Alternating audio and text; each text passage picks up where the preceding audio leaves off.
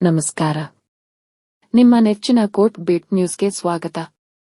ಉದ್ದೇಶಪೂರ್ವಕವಾಗಿ ಮಹಿಳೆಯ ಮೈಮಾಟ ಬಣ್ಣಿಸುವುದು ಲೈಂಗಿಕ ಕಿರುಕುಳ. ಕೇರಳ ಹೈಕೋರ್ಟ್ ಮಹತ್ವದ ತೀರ್ಪು. ಈ ಸುದ್ದಿಯ ಕುರಿತ ಒಂದು ವಿಶ್ಲೇಷಣೆ ಇಲ್ಲಿದೆ. ಹೆಣ್ಣಿನ ದೇಹವನ್ನು ಅನುಚಿತವಾಗಿ ಬಣ್ಣಿಸುವುದು ಕೂಡ ಲೈಂಗಿಕ ಕಿರುಕುಳಕ್ಕೆ ಸಮ ಎಂದು ಕೇರಳ ಹೈಕೋರ್ಟ್ ಮಹತ್ವದ ಅಭಿಪ್ರಾಯ ವ್ಯಕ್ತಪಡಿಸಿದೆ.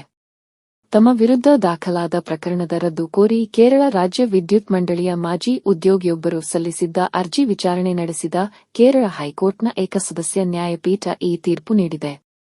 ಕೇರಳ ರಾಜ್ಯ ವಿದ್ಯುತ್ ಮಂಡಳಿಯ ಮಾಜಿ ಉದ್ಯೋಗಿಯೊಬ್ಬರು ತಮ್ಮ ವಿರುದ್ಧ ಮಹಿಳೆಯೊಬ್ಬರು ಮಾಡಿರುವ ಲೈಂಗಿಕ ಕಿರುಕುಳ ಆರೋಪದ ಮೇಲೆ ಪ್ರಕರಣ ದಾಖಲಾಗಿದೆ.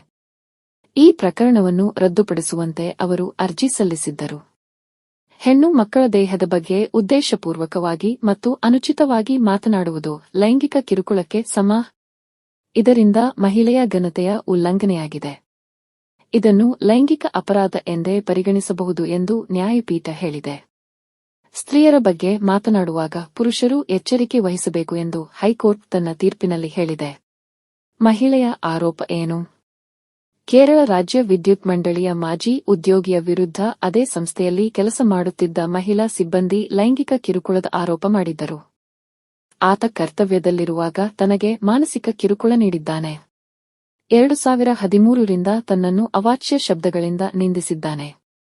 ಆಕ್ಷೇಪಾರ್ಹ ಸಂದೇಶ ಹಾಗೂ ಕರೆಗಳನ್ನು ಮಾಡುತ್ತಿದ್ದಾನೆ.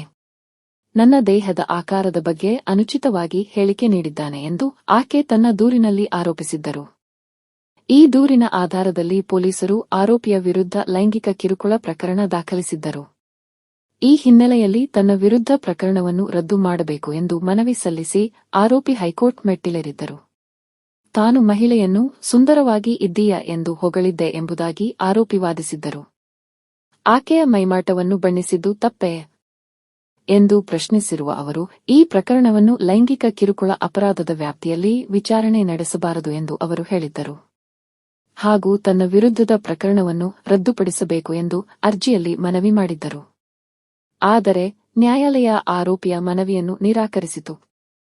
ಹೆಣ್ಣಿನ ದೇಹ ಸೌಂದರ್ಯವನ್ನು ಉದ್ದೇಶಪೂರ್ವಕವಾಗಿ ಬಣ್ಣಿಸುವುದು ಅನುಚಿತ, ಇದು ಲೈಂಗಿಕ ಕಿರುಕುಳಕ್ಕೆ ತಮ್ಮ ಎಂದು ನ್ಯಾಯಪೀಠ ಅಭಿಪ್ರಾಯಪಟ್ಟಿದೆ. ಈ ಸುದ್ದಿ ನಿಮಗೆ ಇಷ್ಟವಾಗಿದ್ದರೆ ಲೈಕ್ ಕೊಡಿ. ಈ ಸುದ್ದಿಯ ಬಗ್ಗೆ ನಿಮಗೆ ಅನಿಸಿಕೆ, ಅಭಿಪ್ರಾಯ ಹಾಗೂ ಗೊಂದಲವಿದ್ದರೆ ಪ್ರಶ್ನೆಗಳನ್ನು ಕಮೆಂಟ್ ಮೂಲಕ ತಿಳಿಸಿ. ಚಾನೆಲ್ ಸಬ್ಸ್ಕ್ರೈಬ್ ಮಾಡಿರದಿದ್ದರೆ ತಕ್ಷಣ ಸಬ್ಸ್ಕ್ರೈಬ್ ಮಾಡಿ. ಬೆಲ್ ಐಕಾನ್ ಕ್ಲಿಕ್ ಮಾಡಿ. ನಮ್ಮ ಎಲ್ಲಾ ಸುದ್ದಿಗಳನ್ನು ನೋಡಿ ಕಾನೂನಿನ ಜ್ಞಾನ ಪಡೆದುಕೊಳ್ಳಿ. ನಿಮಗೆ ಈ ಸುದ್ದಿ ಉಪಯುಕ್ತವೆನಿಸಿದರೆ ಇನ್ನೊಬ್ಬರಿಗೂ ಶೇರ್ ಮಾಡಿ ತಿಳಿಸಿ. ಧನ್ಯವಾದಗಳು. ನಮಸ್ಕಾರ.